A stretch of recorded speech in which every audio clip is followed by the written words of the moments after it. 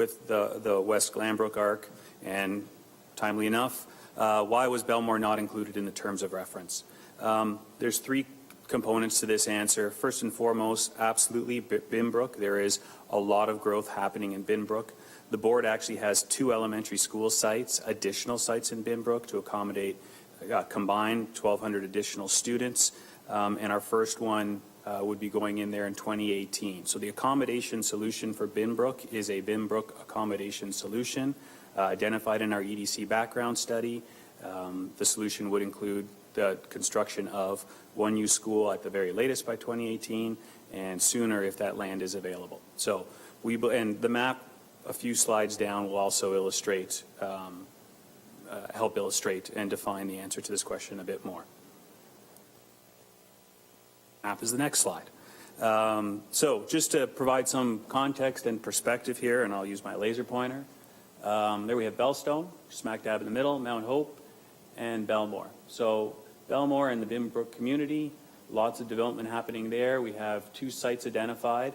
And again, we were asked to identify the catchment areas, secondary catchment areas that the elementary schools feed into. So both Bellstone and Mount Hope feed into Ancaster, where Belmore is directed towards Saltfleet. So there's kind of a 2-part answer to that question. Staff believes that the accommodation solution for Belmore and the growth in Binbrook should be addressed through the new schools located in either one of those in that community.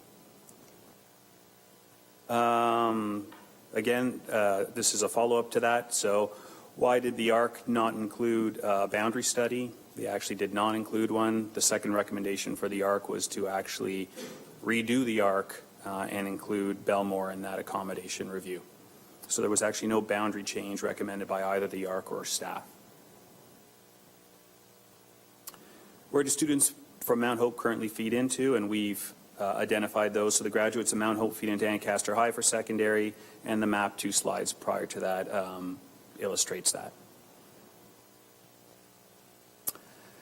How can an addition of 1 bus not add additional transportation funds? And this was directly from that report. So no additional buses are actually required. The report identifies 1 additional run from the current complement of buses. So the additional run, so it's the number of buses don't change, but 1 bus would have to actually make multiple runs. And it's the additional run that we identify in the report. It's not actually an additional bus, and therefore there is no significant costs associated with that.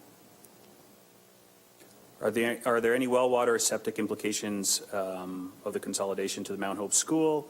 Mount Hope is connected to the city's system, and therefore no septic water or septic implications are going to impact this change. What is the feasibility of an express bus in order to reduce busing times? So the average bus ride time to Bellstone right now is approximately 38 minutes. The one figure that we always use is that every additional bus that we put in, whether it's an express bus or whatnot, is approximately $40,000 if we want to have a dedicated bus. And that's applicable to every single accommodation review if we're increasing busing costs. For the recommendation or the recommended Beverly Community Center partnership, with the city, can staff please commence our due diligence to find out if it's even a viable site? So since this came in last week, we are reaching out to city staff to determine the viability. So this is one of these questions that will have to come back. The 1 week turnover here wasn't enough to actually fully assess the viability of that site, but we're working towards that, and it'll come back in front of trustees. Again, a lot of transportation questions here. Here's another one that will require a bit more information from transportation services. It just takes a lot longer to do bus routes. So the buses are to remain at 24, and we're still in West Flamborough for the accommodation areas in question. How are the buses being distributed under the ARC and staff recommendations? What are the bus distances? And you can read the question there. So I'm going to read the response because it's long. I apologize for this one. Bus routes would be designated as part of the spring planning efforts immediately prior to any changes taking effect. So what that means is transportation services basically takes a snapshot in time of where students reside, where the new students are, who's left, and they do their routing in the spring. Estimates on service requirements for the purposes of ARCs were done at a very high level, as you can imagine, because they do change and because of the compressed time that we work within. We are looking at flushing out this answer more with them. We just need a bit more time. And again, these are one of these questions we'll be back in front of trustees with a bit more detailed information. Our transportation services received these questions last week and are working their way through rerouting. It's just a bit more of a complex problem that they need to work through. The ARC was specific that staff look into rural transportation through an equity and compassion lens, especially when consolidating schools with young children. So did staff look through this lens? Staff examined transportation as per our current policy and guidelines. So we're working within a time frame. Why does staff support a rural school of 525 students when it is out of the norm for all of our rural schools? What are the sizes and other rural schools included in the staff recommendation? So our long-term facilities master plan states that optimal elementary school sizes should range between 500 and 600. We understand that those are guiding principles, and if we could achieve those in rural communities, that's great. And if we can't, then it's something we strive for. In this particular, in the West Flamborough ARC, it was a goal that we could achieve, and therefore we adhere to the guiding principles in that accommodation review. Underneath that is a table of rural schools and the capacities of those schools, ranging anywhere from 181 up to 420.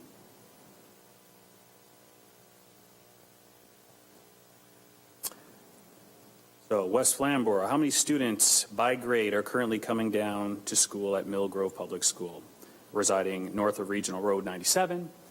To answer that question, there are 5 students at Balaclava and 38 at Mill Grove, and you can see the by grade breakdown there. The longest bus ride for Mill Grove is 45 minutes, and that's the information contained in our school information profiles that were distributed to the ARC.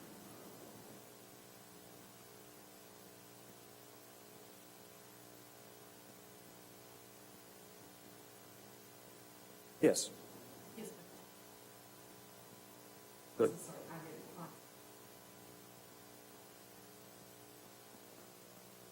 The same question again. We're trying to find the routing and the amount of time and the costs associated with transporting students to the central community center site.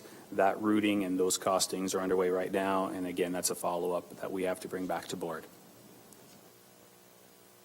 Are there well water and septic implications of the what are the well water and septic implications recommended as part of the consolidations? All of the septic systems in the area have reached the end of their life cycle. They are still functioning, but they are at the end of their life cycle. And regardless of whether we construct a new school or an addition, any work that we do to the site, we would endeavor to replace the septic systems. And the estimate is approximately, it could range up to $100,000 to replace a septic system in a school. In the long-term facilities master plan of 2013, Mill Grove Public School was not slotted to participate in an upcoming accommodation review. Why and how can staff now recommend the closure? So Mill Grove was not part of the original long-term facilities master plan schedule presented to the board in June. However, it was added on June 17th by a board motion. So the original recommendation by staff and the recommendation that was in the ARC schedule did not include Mill Grove. It was ratified at this table in June to include that school. The staff recommendation that we have right now is consistent with that put forward by the Accommodation Review Committee. What are the renewal needs at Mill Grove? 1 to 5 years compared to Mount Hope. And again, we have all of the renewal needs at all of the schools broken up.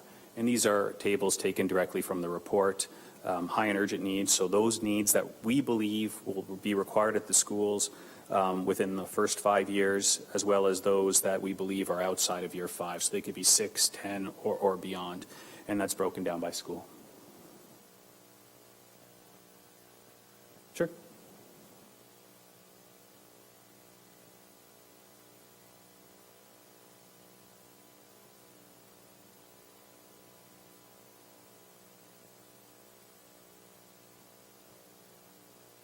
Perhaps this is a good time just to ask maybe the director to remind trustees and the public where they can find the answers to these questions after this evening.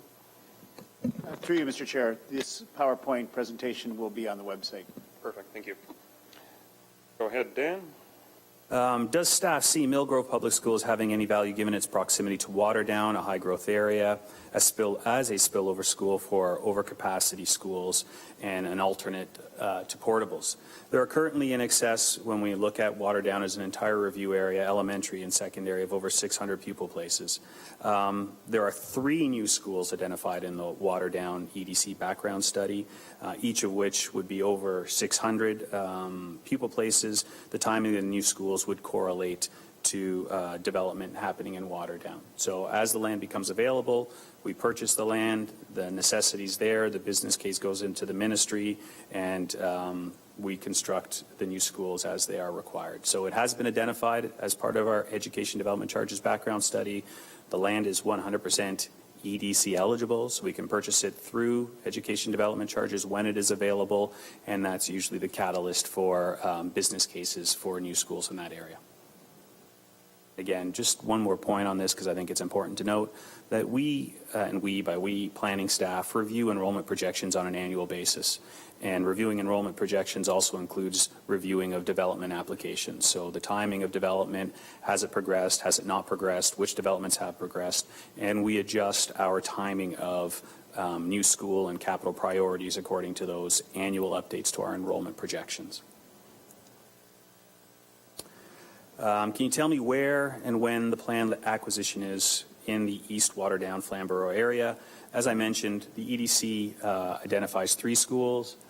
We can see in the east area, the 2 of them identified there.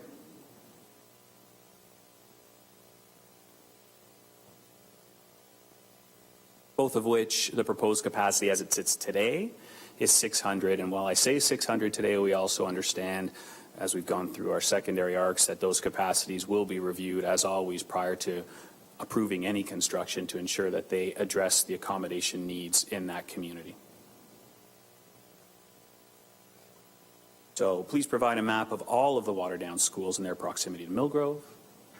So here's Millgrove here, and the balance of the schools.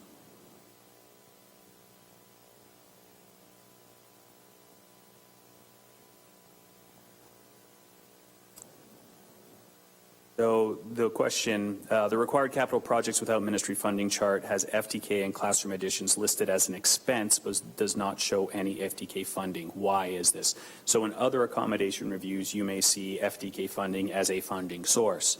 In this particular review area, the schools have already been provided funding for FTK classrooms. So anything that we do above and beyond would be required out of our own pockets. What are the names and dates of other rural schools closed in the past? There we have them. The one that we're still tracking down because it's prior to amalgamation and the records get a bit more sketchy.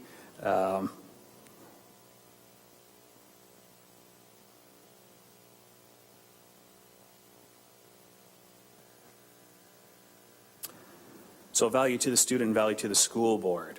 Proximity to school, length of bus rides. If it is the only school within a community, how did staff decide to recommend the closure of previous schools? So what we try to do is our recommendations are really based on our guiding principles that were approved by this board last year. Those guiding principles in the facilities master plan are just that. They're used as a guide. Whenever we could achieve them and we work towards striving to achieve them, that's how we design our plans. And they include enhancing quality and teaching learning environments, increasing utilization rates, aligning with the program strategy, ensuring school size, organization, and the site size is taken into account, transportation and accessibility concerns, flexibility in the learning environments, and again, neighborhood and community access.